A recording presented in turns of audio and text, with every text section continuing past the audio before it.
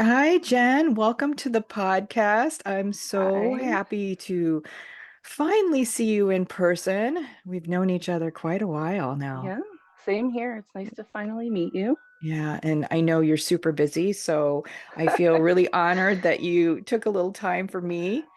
Yeah, May's kind of crazy, but eh, it's Uh, always crazy, so it doesn't really matter. It's always going to be crazy.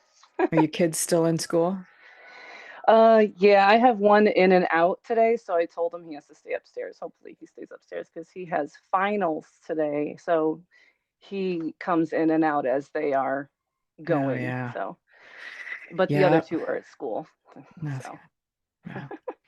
So, why don't you go ahead and introduce yourself for those who may not know who I'm talking to, though I think you have quite a following. I'm sure a lot of people listening to this will know who you are. Well, I hope they are listening. That'd be cool. Um, my name is Jen. I just Jen, and my last name is a hyphenated crazy name, Prox-Weisblat. And I used Prox as my business name. It's not Pro-X and it's not P-Rox.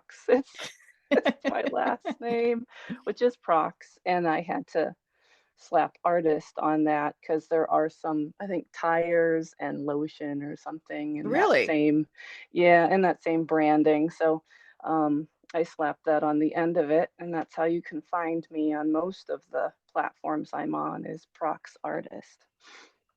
Yeah, well, I can't say that I've ever heard of those, so I only know you by you. So you've got the number one spot here. Well, thanks. Um, Yeah, I'm not in the market for sporting tires, then I. well, how did you, I mean, we've known each other, gosh, since Etsy days and Etsy Yeah. Metal. Um, Hmm. kind of give a little lowdown of your journey into metal and stone when you started, how that kind of came about, and we'll just dive in after that. Okay, it's a long and meandering journey, so it might yeah, it We have might go time. weird. Okay, it might go weird because I got mom brain, so Oh, yeah. I'll try and keep it in on track. But um, really, I was always creative. I think like a lot. I've been listening to Mhm. all your podcasts, and it seems like everybody kind of just was always a maker at some point, or they always were fiddling around. So I was just always creative. I grew up my mom was a single parent and I had no siblings. So I had a lot of downtime, a lot of alone time to just do stuff and keep busy. And we didn't have technology and video games. Right. So it was just making things. I don't Tinker Toys. I remember Tinker Toys was a big thing, Yeah. but I did not Tinker Toy with the Tinker Toys. I cut them up and carved, did things weird. So I did a lot of making forever. I spent a lot of time in daycares, and they keep you busy with crafting, so that was a big thing. So always creative, but growing up, I didn't really have examples of that being a career choice ever. Hmm. Um, so I came from a family that was mostly, they were all engineers and mathy and really smart, and I was just not the same. So I tried really hard to find something that was normal to do. When it came time to go to school, I think I spent 3 years in a community college trying to find something that was a career that I could go to a Hmm. job and make, you go and you wake up, you go to a job. And it didn't work out. I spent 3 years taking random courses, and then I ended up in the art department again. So I took every art class I could as an elective, and it got to the point that I was taking the electives for non-credits and just spending all my time over up in the fourth floor of the C building. And that's where I discovered jewelry and metals. They had a jewelry metals studio in there, and I started taking classes in there, and that was just I really enjoyed that. I was always a beader. We all started with beads. I Mm-hmm. swear we all did. It's like it's an entry drug or Exactly. something for jewelry making. So yeah, I was super beady. Throughout high school, did the like festivals, sold it, had that experience selling Mm-hmm. outside at music festivals and random hustling with beaded things. So the jewelry metals courses kind of fed into that, I think, and the little baking things, just small things, are just Yeah. really enjoyable. So when I started taking those courses for non-credit, someone suggested that why don't you just go there. I live really close to the Cleveland Institute of Art.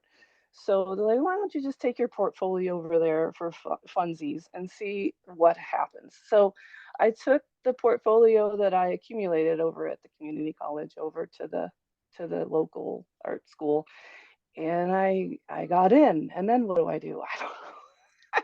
I had no idea what I was doing. I was just like, this is just what I have to do. I just have to do art.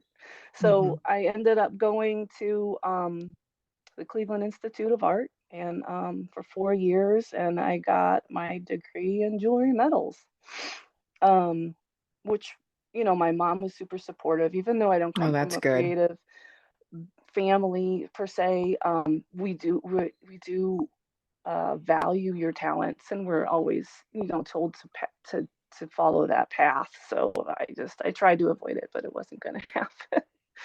um so I graduated, and that was like 2003, and I dove right into the outdoor shows scene.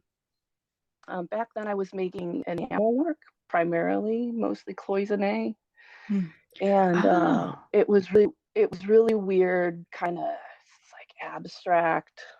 You've seen them pop up, like especially recently. I've kind of have you pulled just some been out. doing them recently? I pulled them back out because Okay, I because I didn't feel know if you had I'm made those or if they were yeah, something that you had just collected yeah, along the way. That makes sense now. yeah. That was my whole BFA thesis, was cloisonne enameling with crazy fabrication, and it was different from what I do now. Um, so I went into the realm of outdoor selling, and then got into some galleries and some things around, and it was fun and it was great, and I had a lot of really good feedback and a lot of good response, but I didn't sell anything. So Mm, it yeah. was it was too weird. It was too art school, maybe. I don't know. So for years, I did that for a few years.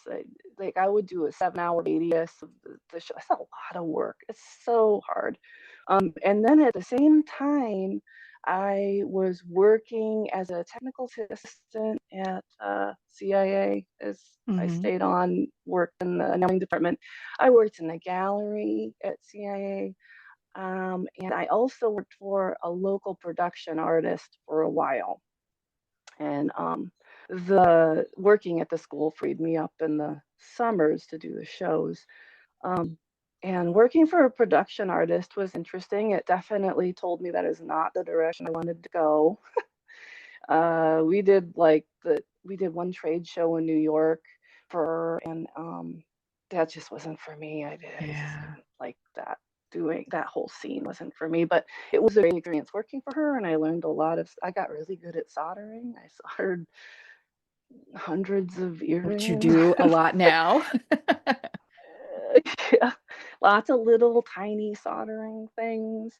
So that was a big skill thing where I learned a lot. Like, the Mhm. more you do, the more you learn, I think. Um, so yeah, I didn't the shows didn't work out for me. So I would say like around 2008, when things got a little sketchy, I had my first child, and I gave up everything. I gave up all metal Yeah. working. Um, I still made stuff. I mean, that's always there, but I focused on just raising my kid because that was fulfilling enough. I didn't need to do anything on the side really. And I still worked crazy random jobs. I Mhm. started getting into custom framing. I worked in the art department too, and my husband was working night shift at the time, so it was crazy. I Yeah. can't believe we existed that way, but we did. Um, and I quit for like 4 years. I didn't make any metalworking Wow. for 4 years, and then, I had another kid, and then, when he was like 2 years old, I got the itch again. We moved to a house, and it had a basement, it had a space I always had intended to get back to it. So, and probably was like 2012, 2013, I started again, and I opened up all the Hmm. boxes and set it all up and started making again. And before I found Etsy Metal, that group, I found a group called the Chatty Metalsmiths. I don't know if you ever No, I've never heard of know. them. Okay, so and they were chatty. Oh my Were they goodness, that part was of Etsy as well, or yes, just a yeah, separate? it was an Etsy group. So I had already known about Etsy long before, and I had actually put some stuff in there, but didn't really take it seriously, like my old cloisonne kind of stuff. And I went back on Etsy and found this group, and it was really great. I mean, if you guys are listening, these chatty metalsmiths that are out there, I still keep in touch with some of them. That group was so important for me to learn Hmm. all of this stuff. I was not a technical kind of person, and I didn't really know any of this stuff, Right. marketing, all that. Just the basics of Etsy, and that's how I found Instagram. I mean, they were just super helpful Yeah. with guiding me and guiding. We all guided each other. We would go in there, and it literally every day somebody was on there talking. And that was back when Etsy, they supported chat groups. I don't know if you remember Mm. that. That's really sad when they got rid of Yeah. that. That was Yeah, I great. do. Yeah. It's those groups were so amazing. Mhm. I just stumbled into a couple of them, but I really just I knew everyone in Etsy Metal, and you start to form those relationships, and it was just so good. Mhm. It was good Until because especially when you're isolated, like, yeah, um, I made a lot of great connections in art school, but not right, all, some are still around here, but they all went off to New York and Seattle and Arizona, away. right, right. They didn't stay in Cleveland, Ohio.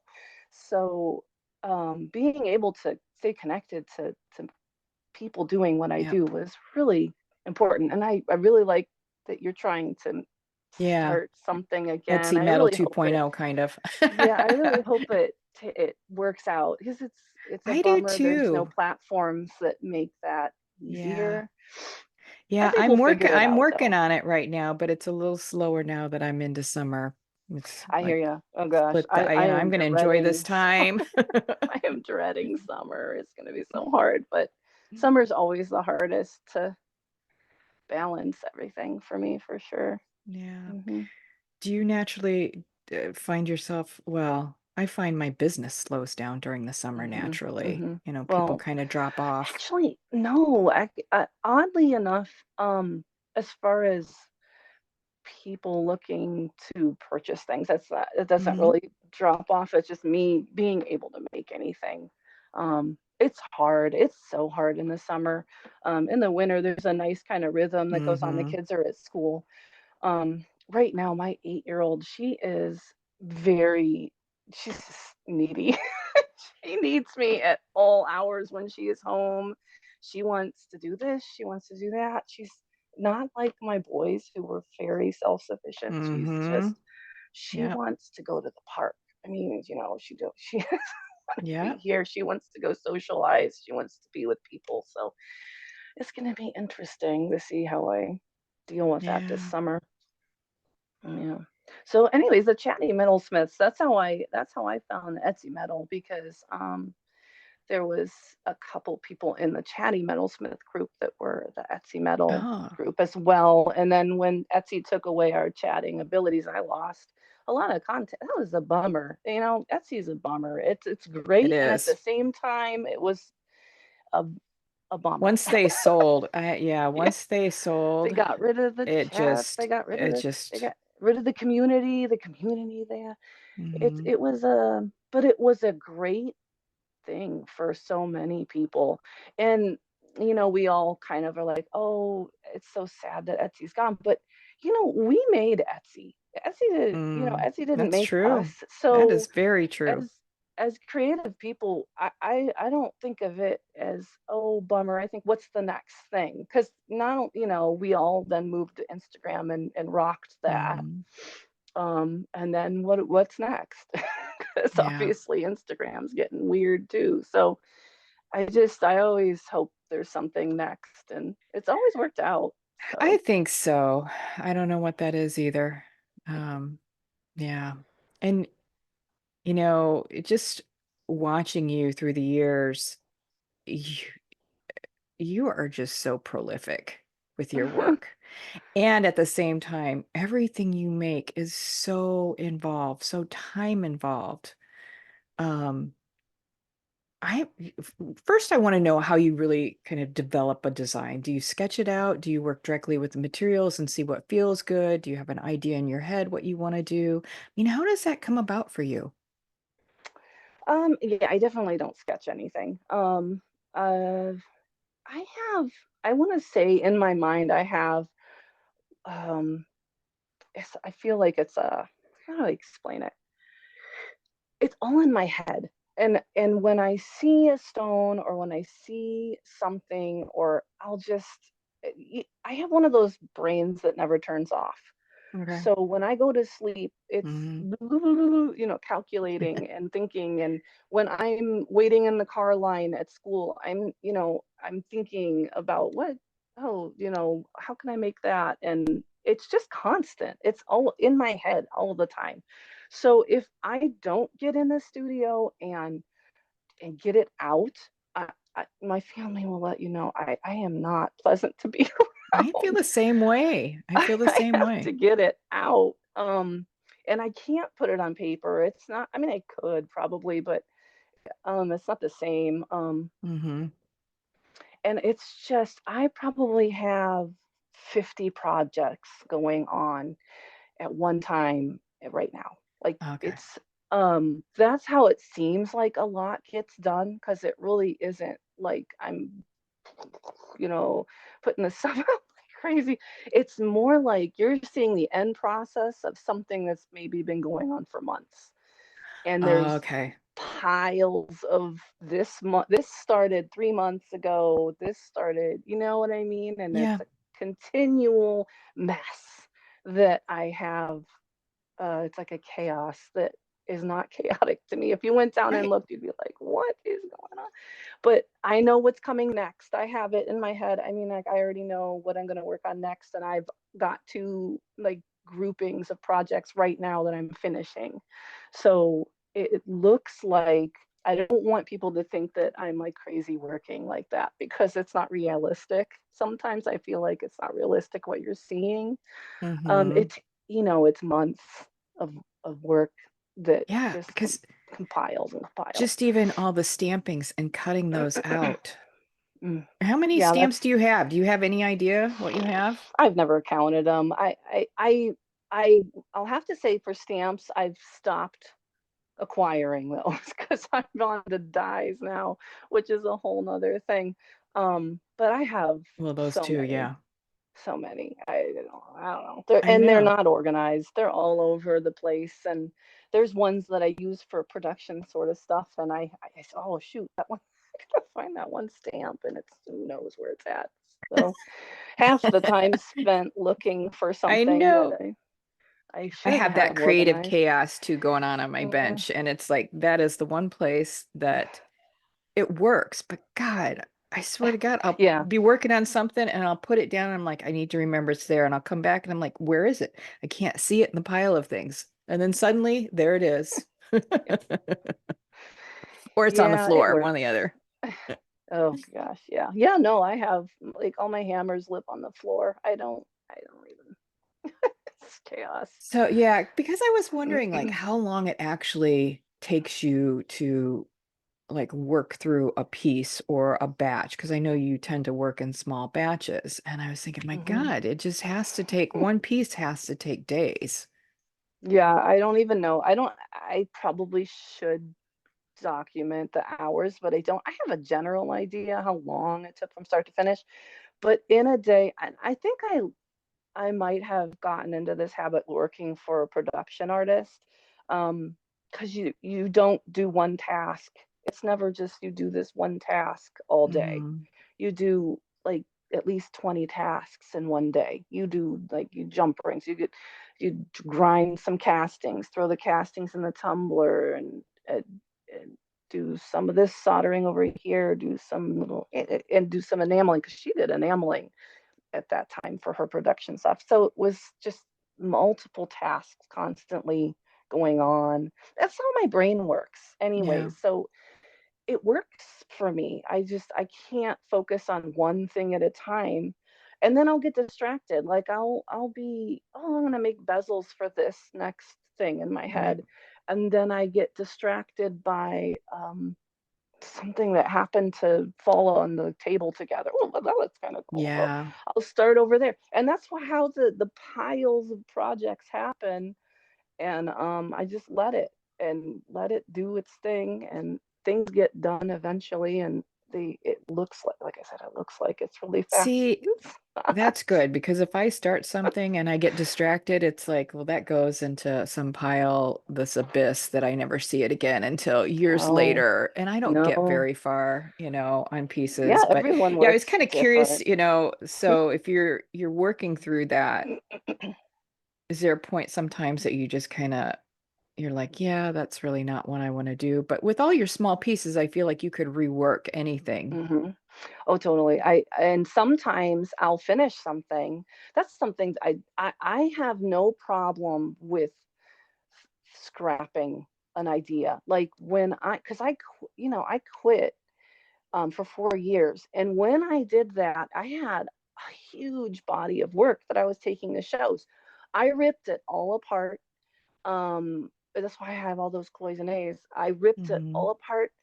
I took all of my work from school and I sent it to a scrap refiner. I am not attached to something that I don't love anymore. So I Hmm. started over. I purged, like that was done. I make completely different work now. And it may happen again. I don't know. I'm okay with um, taking something. Sometimes I still do that.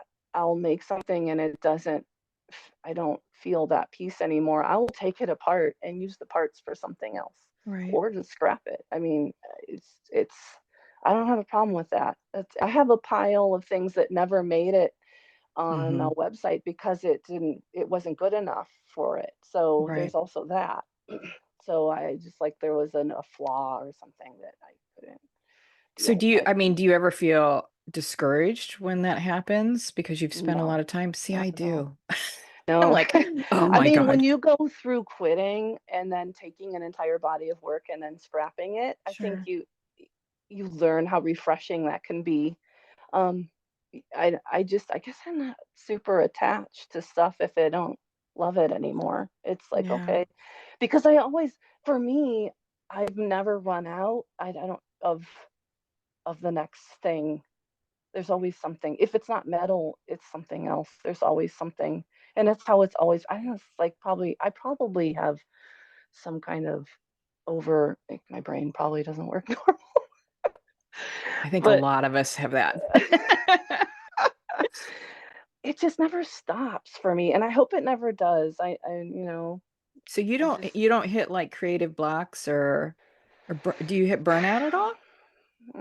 I can get burnt out, but I allow that to happen. I know that that's part of the process too. There's other things I do with my time too. Like now that it's summer, I love gardening. I love outside. Hmm. Last year I took a class on how to build a rain garden, and I dug a giant Oh, hole in that's my cool. yard and made a rain garden. And I right in need to this look year, that up. That sounds oh yeah, really cool. it's super interesting. It's great for helping catch water in your yard and filter the Mhm. water and help with, Oh, because yeah. I live by the lake, so it's a very important thing to do here, Yep. especially because you don't want all that runoff to go in the lake. So I capture the water and I have all these plants that filter the water out. And then this year I started an entire garden from seeds. Um, so I do that. And then there's the kids. I mean, oh my gosh, they're so involved with so many things. I get a lot of downtime because I'm doing that. So when I get time in the studio, I don't have a whole lot of time where I'm just sitting there not knowing what to do. I Yeah, so I find something. what does a typical day look like for you with studio time and like Oh, how it long are can you in there? it can vary, but I'll give you my winter thing because summer is a hot Right. mess. It's Yeah. basically whenever I can get in there. But in the winter time, I get up at 6 a.m. I had never was a morning person, but now I have to be. So I get up at 6 a.m., get the kids, ready for school and out the door, and they're all gone by like 7:30. And then I have a minute to recollect. And if it's nice out, I'm outside doing garden stuff before it gets too hot because that's Yeah. the morning.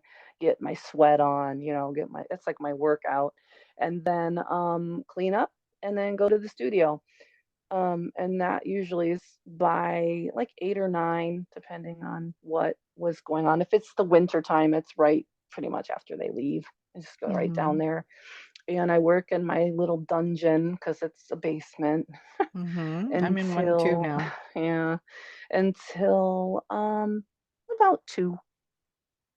And if I eat lunch, I eat lunch. Sometimes I forget, but I'll be down there until 2, and then from 2 on, it's the kids get home and we got to do the homework and get everyone to band or get everyone to their job or get everyone Right. to like their academic decathlon stuff and all of that. So, and then make dinner because we are a make dinner and sit at the table kind of family. Hmm. So, so that's my day all So when do winter. you find the time to, because you have a huge following on Instagram, I'm sure that your business is pretty steady. When do you find the time to do all the business stuff, the listings, the photography, the emails, the answering people's conversations, and comments? Well, I'm probably really bad at that because I never put it down. It's on my phone. So, anytime there's a Mhm. ding or whatever, I'm connected. Unfortunately, I do the same thing. there is no downtime for that. That's just part of having a small business. I think it's just people think, oh, you got your own schedule. No, you don't. You constant. It's constant. As far as Instagram goes, I don't know. I never really think about it. I just post when I Yeah. think I remember When you're at a point when it feels like this is a good thing to post. something. Yeah. Oh, I Yeah. have something I can take a picture Yeah. of. In the stories, I try. It's different, and in my stories, it's more personal stuff. Like you'll see more of my garden kind of stuff in there. So that's I try and I try and keep that consistent. But the posting, I haven't been very good at that lately, honestly. Yeah. Um, it's kind of disheartening I wouldn't because see that. I wouldn't notice that. And I mean, I was at a point where I was doing 3 posts a day very consistently, and now it's maybe I'll post yeah. today. Maybe I won't. I don't know. Did you ever like force yourself like that structure of doing it so many times a Oh day no, or no? It's just I never, whatever. It's no, I yeah. never followed any marketing structural. Any of You the do advice this on the at this time of algorithms and yeah. day. No, just post. I notice when I get more activity, so I'll try and do it that time, but whatever. Yeah. The person. I'm kind of a go with the flow. Yep. Things happen for a reason kind of person, and if I'm gonna post something, maybe the right person's gonna see it, probably. maybe. And I tried to, when I was getting really stressed out, especially about the algorithms and, when things weren't being seen, it, I would post something and it would sell. And so it just came down to Yeah, changing only my one mindset that, person. yeah, you only needed Only one one person person. to do it. Hmm. And some of the times when people say, oh, that's the worst to post, it was like, that's when I would get the most response. So there Yeah. really is no rhyme or reason. And though I've taken I just took a class, Instagram for artists, and they had some good information there. But, am I going to follow it? Probably not, because I'm not that structured in my own life. Hmm. Right. I don't Yeah. have that. I No. don't have that time. But there are some good things No. to kind of keep in mind, and I'm kind of a knowledge junkie anyways when it comes to Hmm. things like that. But yeah, I just think, you have to have it work for you. It's got to work in your Hmm. life, you Yeah. know. Yeah.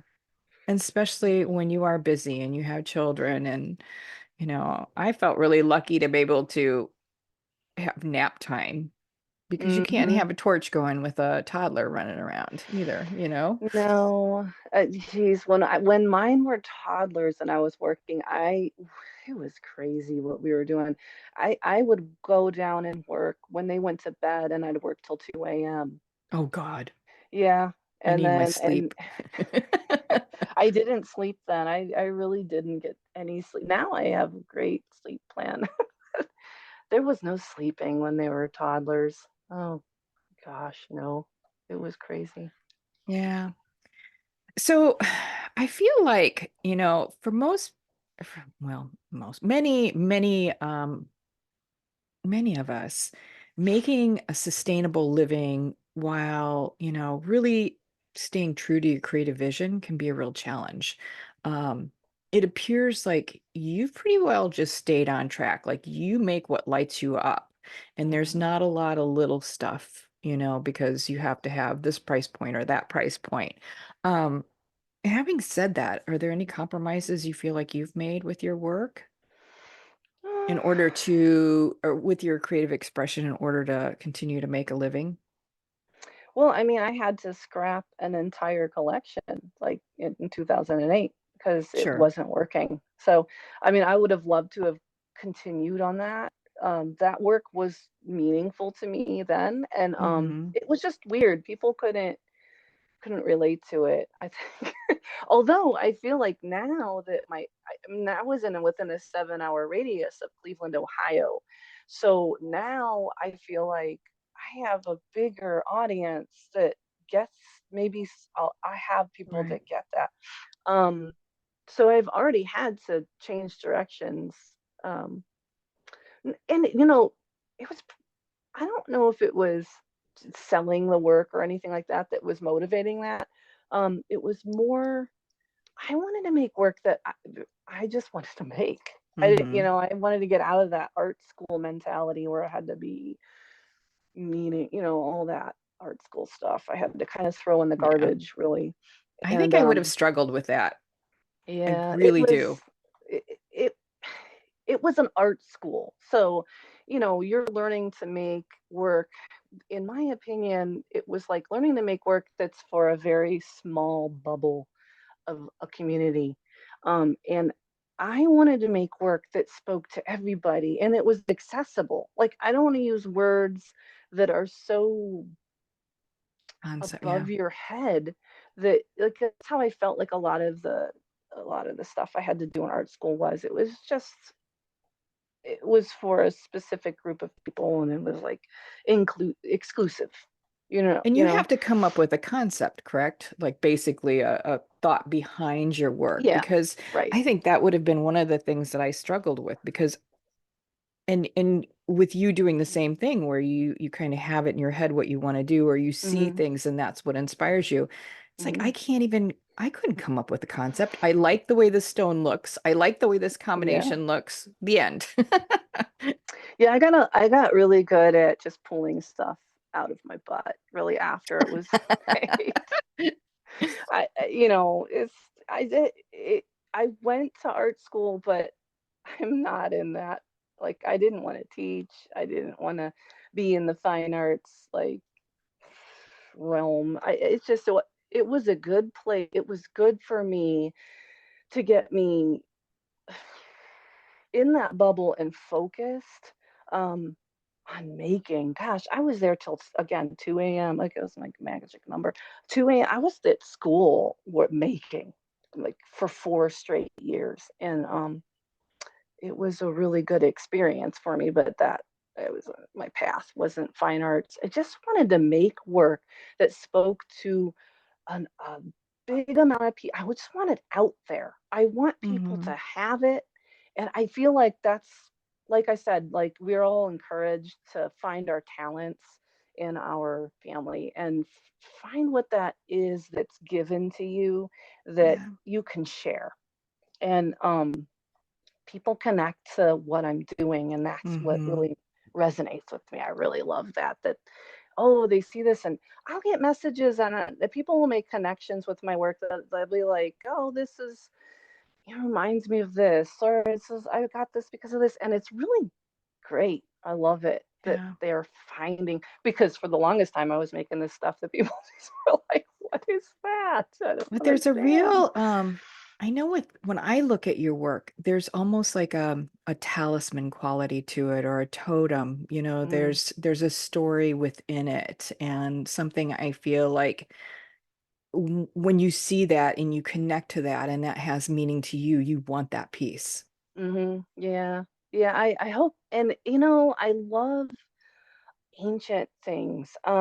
There's there's symbols and ideas that we've always been connected to from the beginning.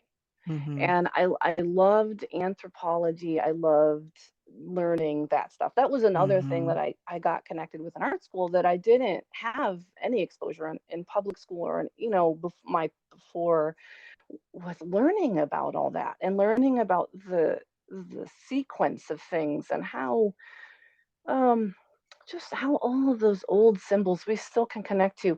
And there was an article I read that was interesting about the young people right now, like they're the symbols they recognize are like McDonald's, Burger Oh my King, gosh, Apple, those things. And I that's feel scary. like those are quite empty symbols.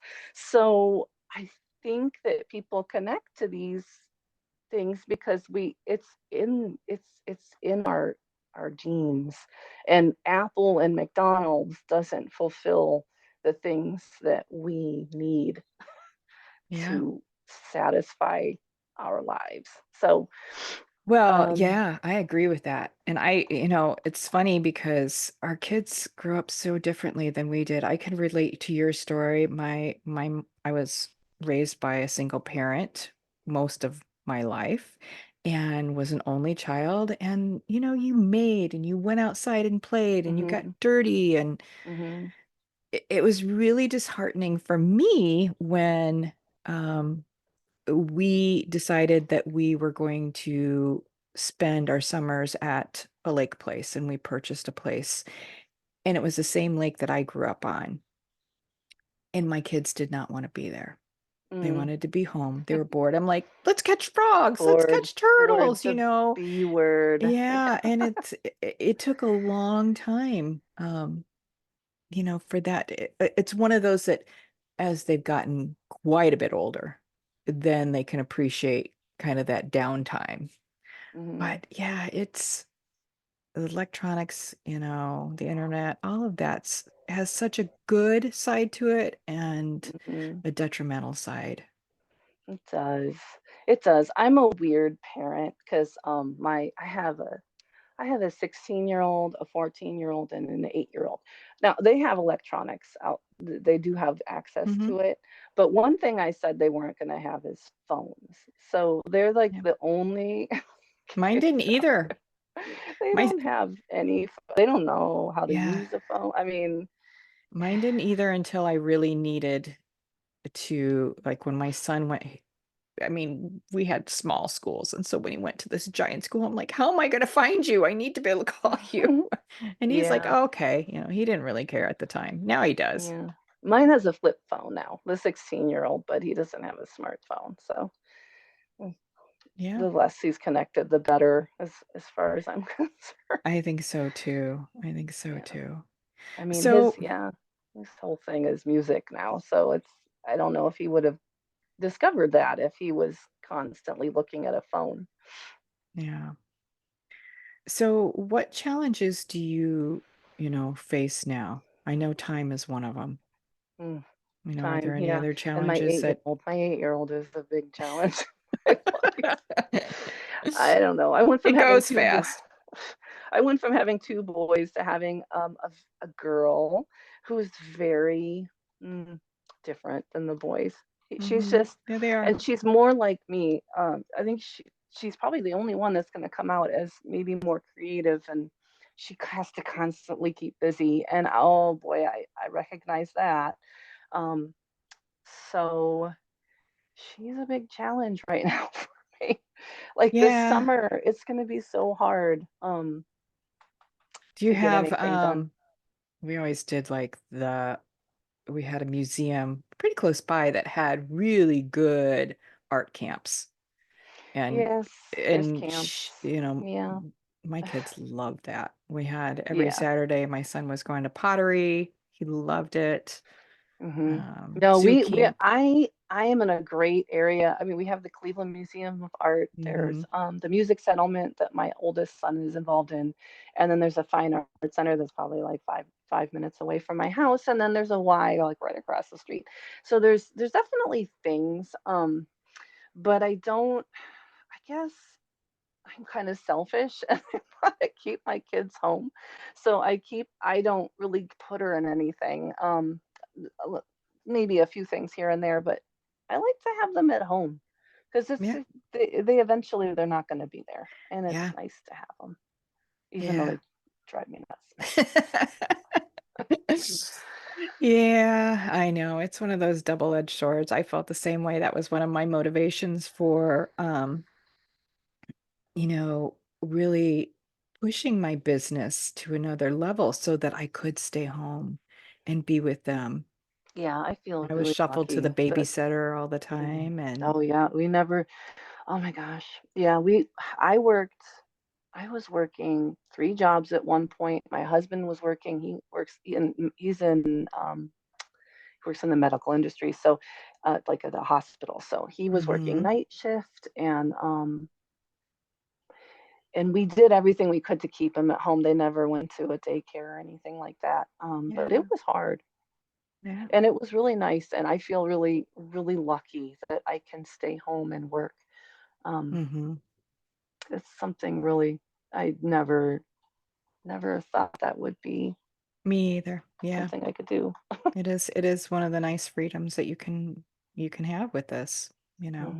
and to create your day the way you want to create it. You know, around For the all of most, the yeah. band But yeah. meetings and But it's like you can still kind of choose yeah, choose a little bit with that. yeah, definitely. Yeah. Lots more freedom for sure. And I Are, can't work for somebody. I had so many jobs, so many weird jobs.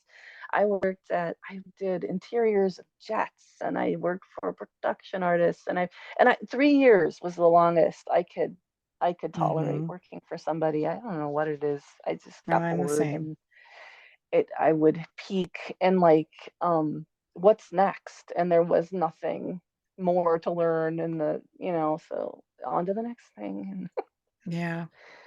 So there's when you're always something to working learn now. until 2 in the morning, you don't get That was before. I can't do that now. I I'm was too going to old say, for that I can't even imagine working more. For me, working 4 hours, 5 hours, maybe the max. now. And it's just almost like I'm exhausted mentally because Yeah. I get so wound up in my head. I'm looking at everything and kind of that bringing that piece together, that birthing process is exhausting. It can be, yeah. But at the same time, it's that, like I said, if I don't get it out of my head, I get really cranky. So, Yeah. and I'm not in the studio every day. Like I didn't work yesterday. I probably won't work today. I have my daughter's birthday is tomorrow, so I gotta do a bunch of stuff for that. And uh, God, I would have thought you were in the studio like all day, at least Uh, 5 days a week. I mean, it can be. It It's all definitely in the smoke and winter. mirrors, huh? I'm telling you, that's why I'm saying, like, you Instagram is tricky that way. Like, you guys only see the finishing. I can only show so much because you'd be Right. bored. But like, there's a long process involved. It's just like it's projects upon projects upon projects. And when I go in the studio, I'm working on probably, I swear, like 50 things at once. It's just the way my brain works, and it's the way what works for Right. me. So, Um, and you sell just from your website, right? You don't do wholesale no, or I'm still anything. on Etsy. Are you? I am. I have a little production line of stacker rings that has, and I have that on my website too, but for some reason it just keeps traction on Etsy. So, I do, that's my weekly mm, exercise in making little tiny things. So I do, like, I'll have a few orders a week on Etsy with my little stackers. Um, and And that's kind of that's just a still nice, good. I yeah, think it's a that's the thing nice, is if you stayed on Etsy, it really helped. If you left it and came back, then I think yeah, I it's never much more left challenging. Etsy.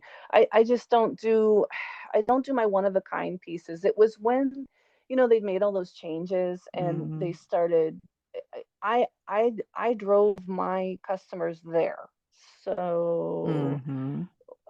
they started taking credit for it, saying it was from an ad. And it's like, yeah, no, I can see my analytics. No, it's not where it Yeah. came from, guys. I know how to look at this stuff. And that was frustrating. So I pulled all the one of a kind off, and then I made a website, I think right at the beginning of the pandemic. That was a pandemic project. Oh, And we also wow. moved. We moved that year too. Oh, wow. So it's fun. That's a lot. Yeah. Yeah. Are there any particular lessons or experiences from your career that you think would be valuable for others to kind of hear, maybe avoid, maybe try? The only thing is just keep making. Like, um there were times when, like, it seemed ridiculous for me to even go this path or try, when I first started up again as with two kids at home, and I hadn't made for 4 years. I hadn't touched a torch in 4 years. And a lot of people around me didn't really understand that this isn't just a hobby. I don't want it to be a hobby. I want it to be serious. And you're not going to always have people that support you and and root for you. So you have to be self-driven, and you have to work really hard. Mm-hmm.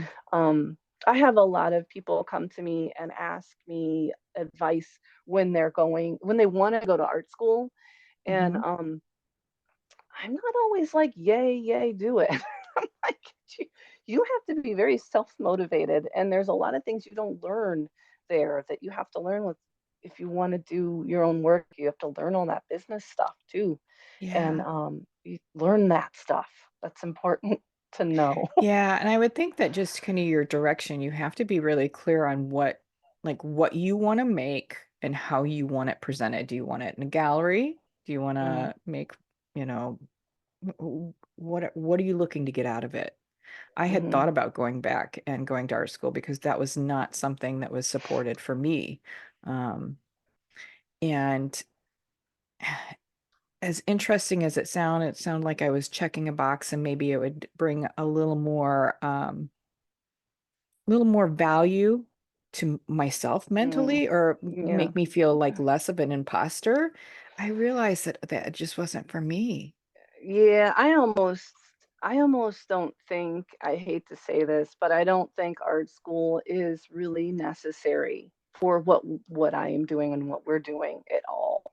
It was Hmm. necessary for me because I needed to focus, and I needed to go through those critiques. I mean, it was rough. I mean, I know nothing. I didn't know anything about that whole, really, the art realm of things. And um to really have people tear apart your work for like, Yeah. it's important. It was important to me to grow. Um, I don't think you need that. Yeah. You're good.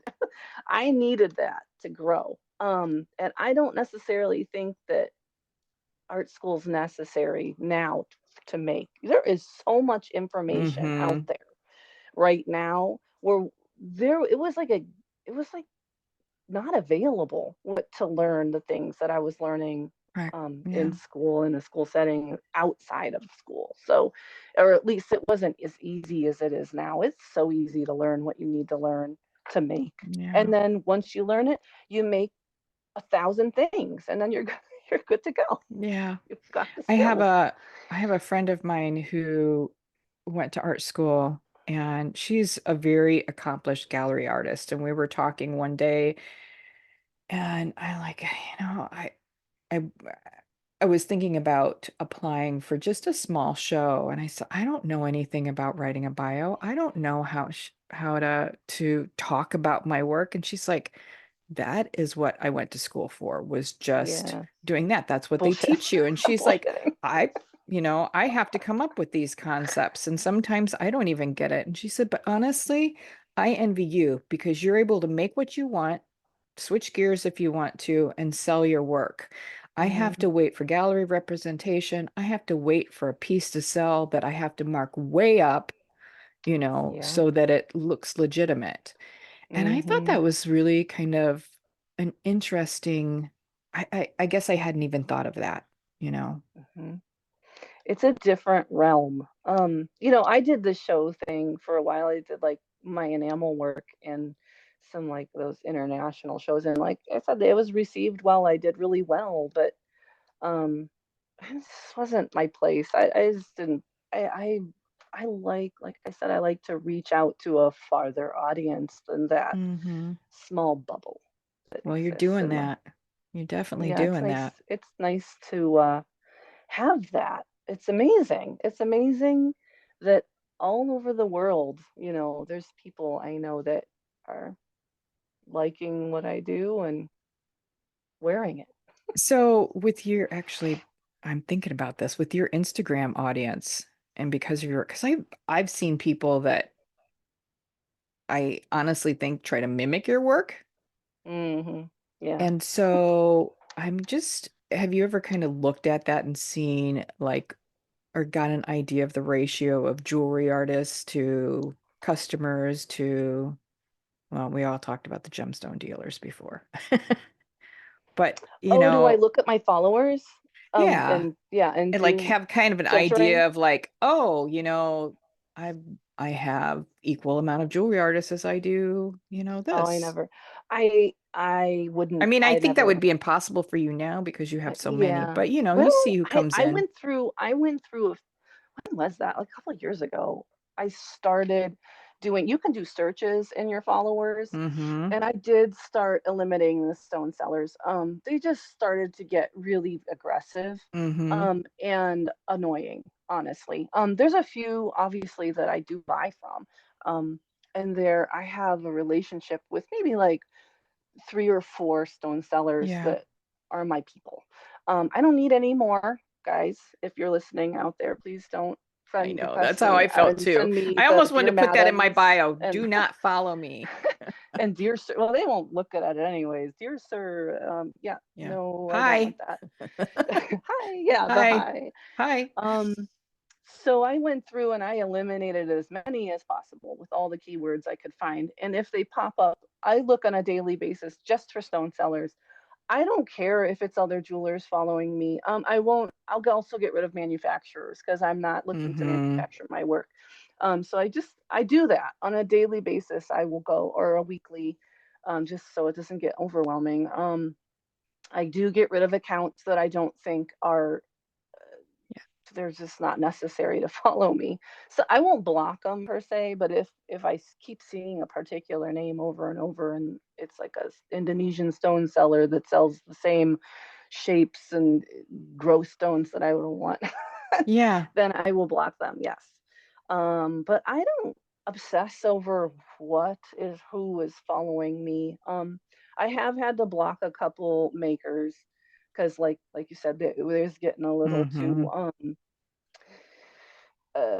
copy and Yeah, pay. a little too obvious. I mean, you can always tell the quality of their work and the Yeah. design is not up to snuff, but they're definitely I taking hope so. I inspiration. mean, they're getting pretty good. Feel like I feel like I'm acting as like a Bob Ross for some people, and they're just following some sort of formula. But Yeah. it's not that easy. It's Yeah. like um, Well, and again, I think people who see and love your work, they want your work. yeah, I'm not really worried about competition per se.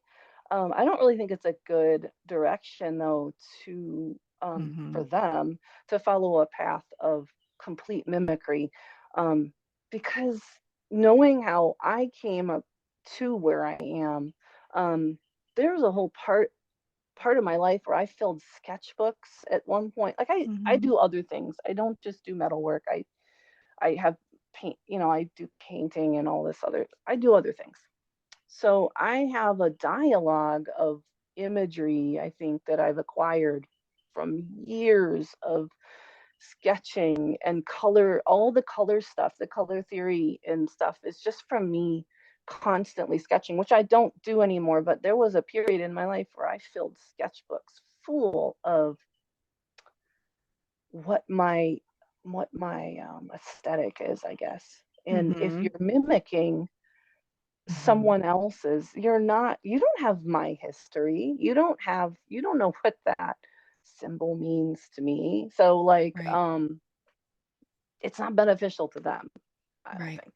Right. I didn't learn by mimicking. That's just not how I learned to make. Yeah, well, your jewelry definitely has a look all of its own, and you found that voice, and I think that that's so important. I think that's always one of the challenges, especially as a newer metalsmith or somebody like myself that has, really taught myself along the way without a lot of teachers, I guess you could say. Um, is when it's still a little simple or when your skills are and your aesthetic is more simple, it's sometimes hard not to look because you're like, damn, that's been made, something like that's been made by somebody else, or something like that's been made by somebody else. So it's just finding those small little things that you can add to your work that makes it just your own. And I don't feel that you have to worry about that because you've always had a really strong, cohesive look. Well, I don't think you have to worry about that either. Honestly, simple work is a lot harder than what I'm doing. I am like maximalist to the maximus. I mean, like There's some of that for me I, too, let's add more bobbles. no, I admire people that can do simple work, and it does like it does connect. I know your work and I know it Hmm. the minute I see it, but and I and I love that. I love that simple stuff. Like I mean, I'm not wearing my own stuff. Yeah. You know what I mean? Um I love that because I can't do that. That to me is great. I've always been over the top. I'm always like in art school. I was always told to tone it down. Like that's just take away, step back, remove some Let's things. bedazzle more. No, we need more. More is more, and Yeah. that's because that's how my brain works. But I love and appreciate a simple thing that is Oh, done well sure. because that's harder. That's definitely harder than doing Yeah. the maximal thing. I don't know. Yeah. But yeah, I agree. When you see it and it's done simply, but it's done in a way that maybe you haven't seen it before. Maybe there's just, Mm, it's harder, something set just a definitely. certain way. It's like, wow, they were able to come up with that, and I haven't seen that done before. Hmm. And yet there's not a lot of, I don't Extra. want to say, yeah, there's not a lot of extra. There's not a Yeah. lot of like, this took me 2 weeks to make. Yeah. Well, I want to be respectful of your time. I know you're a busy, busy woman. Is there anything else that you'd like to share before we end today? Oh, I don't know. I having mom brain, I don't even know what I said already. I just love what you're doing. I have listened to all of the podcasts and I am Oh, thank enjoying all of you. them. I hope I don't muck it up for you. Oh, no, no, not at all. Not at all. And I know I, people are going to be excited to hear from you. oh, I hope I made sense. Yes, absolutely. No, there's good juicy bits in here. Um, where can everyone best find you? See your work, see what you're doing, get a hold of You you a know, bit? I mostly post on Instagram. That's where I'm most consistent. I am trying with my emails. That is a big challenge for me. I feel like I get so many emails. So I do send emails out. I try to be good at that. Trying to be Hmm. better. I have a website. It's proxartist.com. I am still on Etsy, but it's just my stackers, and you can get that on my website. So you Yeah, don't need to check support the on my Etsy. website. Don't support Etsy. I'm on TikTok, but I don't post often. But I'm on there, and I'm also still on Tumblr. That's kind of hung around for a while. All Wow. prox artists, all prox artists on all those platforms. But Instagram, if you want to get a hold of me right away, unfortunately I am 24/7 connected and I will probably message you back really quick that way. Email, I'll maybe eventually get back to you. If it doesn't end up in the abyss somewhere. Yeah, yeah, so many emails. So Yeah. many. Well, thank you so much for taking this time with me again, Jen. Thanks for thinking of me. That was, Yeah, that's fun. I of get to be on course. the podcast. I was so thrilled to be able to sit down with you. Yeah, it was So we'll nice just meeting keep you. seeing what you're doing, and I'll try not to think that you're not just sitting there 8 hours a day working away. I still can't wrap my Not at head all. around Nope. it, but Nope. Nope. At the most, was it 9 to 2 on some yeah, days? that's cool. All right. Well, take care. Thank you. You too.